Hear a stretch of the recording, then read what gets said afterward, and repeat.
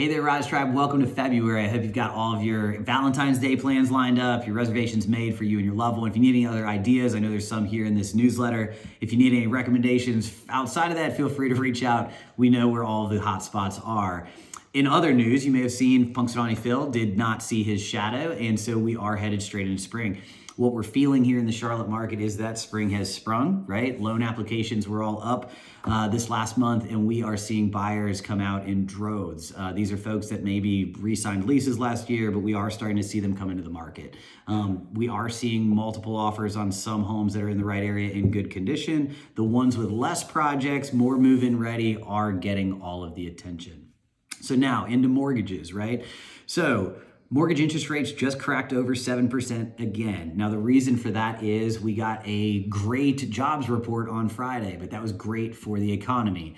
What we've learned is obviously what's good for the economy is bad for interest rates. So the US created about 350,000 new jobs, and thus, right, mortgage interest rates then reacted in a less favorable fashion. So they went from being about 6.6% up to about 6.9. And then that last little push up into the 7 happened today. Now, the reason for that was Jerome Powell, the Federal Reserve Chair, was on 60 Minutes last night and laid out exactly what their plan for mortgage interest rates or for the Federal Reserve's fund rate is.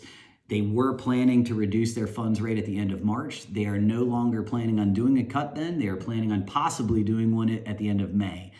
So right now, I think it's about an 18% or less chance that they'll do a rate cut at the end of March, about a 60% chance that they're going to do that at the end of May. So rates are coming down.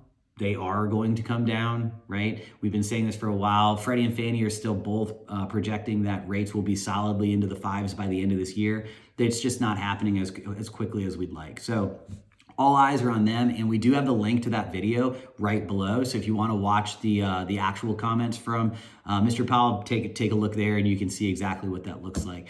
The other thing too that I thought was really interesting was a lot of the big outfits had been forecasting at the end of this past year that home values for the United States would actually be coming down. A lot of them were forecasting down about 2%, down 1.5%, 3%, something like that.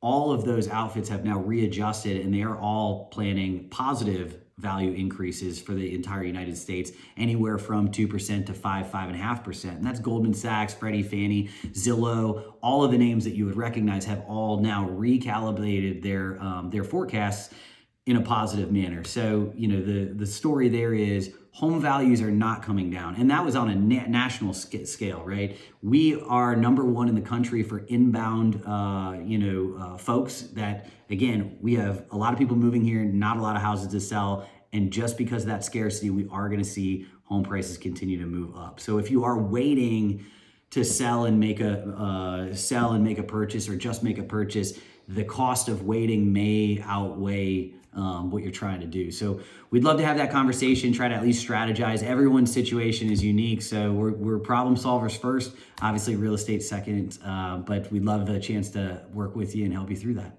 Talk to you soon.